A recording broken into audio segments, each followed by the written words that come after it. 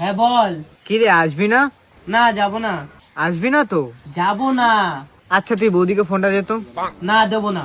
আরে তুই বৌদিকে একটুখানি ফোনটা দে, আমি কথা বলবো। না দেব না। হ্যাঁ দাদা বলো, কোথায় যাবার কথা হচ্ছিল? আরে বৌদি, আমরা সব বন্ধুরা মিলে একটা পার্টি করছিলাম, তাই ওকে একটু ডাকছিলাম। পুরো কথা বলছিস না কেন? আরে বৌদি, আজকে যে পার্টিটা অর্গানাইজ হয়েছে না, তার একটা শর্ত আছে যে আমাদের বন্ধুদের মধ্যে যার বউ সব থেকে সুন্দরী তাকে আজকে পুরো পার্টির টাকাটা দিতে হবে।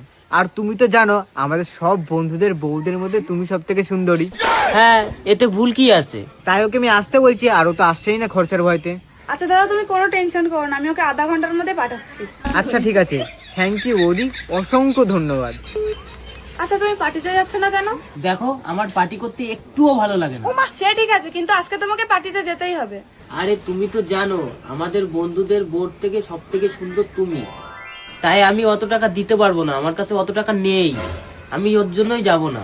কি বললি? আচ্ছা তুমি একটু দাঁড়াও, আমি আসছি।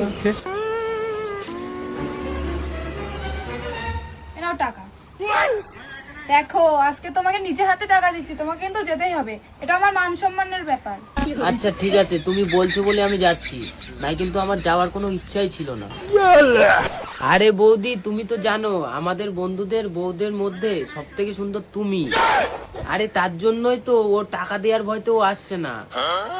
হ্যাঁ ঠিক আছে, তুমি তাহলে পাঠায় দাও।